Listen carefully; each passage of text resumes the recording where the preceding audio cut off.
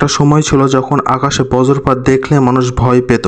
কেউ ভাবতো এটি দেবতার রাগ, কেউ ভাবতো দেবতার অভিশাপ, কিন্তু কেউ ভাবতেই পারেনি যে এই আগুনের মতো ঝলক একদিন ঘরের বাতি জ্বালাবে। আপনি কি জানতেন বিদ্যুৎ কি করে আবিষ্কার হয়েছিল? এক সাহসী মানুষ ঝড়ের মধ্যে ঘুড়ি উড়িয়ে প্রমাণ করলেন যে বজ্রপাত শুধু ভয় পাওয়ার কিছুই নয়, এ যে বিদ্যুৎ। এর পেছনের ইতিহাস কিন্তু অবিশ্বাস্যময় রহস্যজনক। বিদ্যুৎ আবিষ্কার সম্পর্কে জানতে হলে অবশ্যই আমাদের পুরনো ইতিহাস সম্পর্কে জানতে হবে, তাহলে আমরা বিদ্যুৎ আবিষ্কার কীভাবে হয়েছিল তা ধারণা করতে পারবো। বিজ্ঞানীরা বিদ্যুৎ সম্পর্কে ধারণা আগেই পেয়েছিলেন, কিন্তু তারা সাথে সাথে বুঝতে পারেনি যে বিদ্যুৎ আবিষ্কার করে ফেলেছিলেন তারা। বিদ্যুতের প্রাথমিক ধারণায় আমাদের অনেক প্রাচীন সভ্যতা থেকে এসেছে।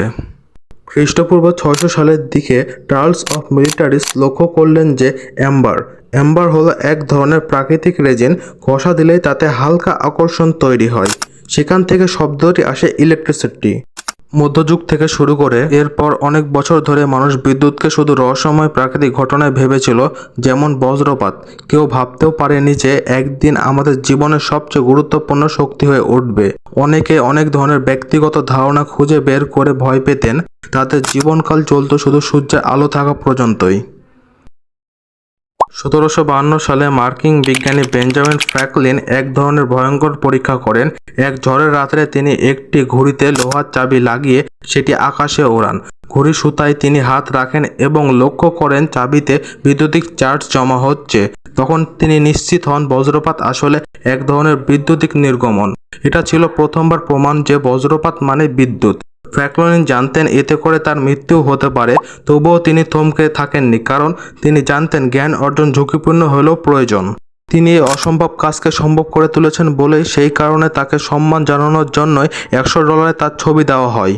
1780 সালে ইতালিয়ান বিজ্ঞানী লুইজি গ্যালভানি ব্যাঙের পায়ে ধাতব তার লাগিয়ে দেখেন যে পা নড়ছে, যেন জীবন্ত। তিনি ভাবলেন জীবজন্তুর শরীরে হয়তো বা বিদ্যুৎ আছে। তবে আরেক বিজ্ঞানী আলেসান্দ্রো ভোল্ট প্রমাণ করেন যে এটা আসলে ধাতু সংযোগক্রিয়ায় সৃষ্ট রাসায়নিক বিদ্যুৎ। 1800 সালে ভোল্ট তৈরি করেন বিশ্বের প্রথম ব্যাটারি, যার নাম ছিল ভোল্টেজ পিল। এখান থেকে শুরু হলো আধুনিক বিদ্যুতের যাত্রা। 1831 সালে মাইকেল ফ্যারাডে প্রথম দেখেন কিভাবে চুম্বক ও কুণ্ডলী ব্যবহার করে বিদ্যুৎ তৈরি করা যায়। তার আবিষ্কার থেকে আসে জেনারেটর ও ট্রান্সফরমেটরের ধারণা। আজকের বিদ্যুৎ উৎপাদন ঠিক এই আবিষ্কারের তৈরির ভিত্তিতেই তৈরি হচ্ছে। এখন চলে আসি কারেন্টের যুদ্ধে। তখনকার সময় দুই ধরনের কারেন্ট ছিল, যেমন ডিসি কারেন্ট এবং এসি কারেন্ট। টমাস এডিসন চান সবাই ডিসি কারেন্ট ব্যবহার করুক। অন্যদিকে নিকোলা টেসলা প্রমাণ করেন যে এসি কারেন্ট আরও বেশি কার্যকরী ও দূরে পৌঁছাতে সক্ষম।